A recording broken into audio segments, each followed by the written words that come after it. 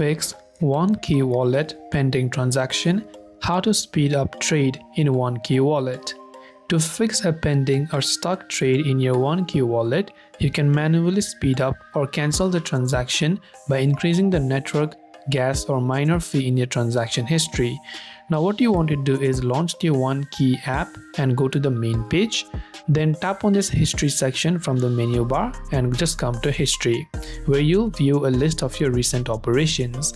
Locate the trade or transaction stuck in the pending confirmation state. Then select speed up or cancel depending on your preference. Then you can enter a higher custom network fee value to replace the previous transaction in the mempool, then confirm it. This way you can speed up trade in OneKey Wallet. I hope that the video helped you. If you have got any further questions, do feel free to also leave them down below. As always, thank you for watching till the very end and see you soon in our next video.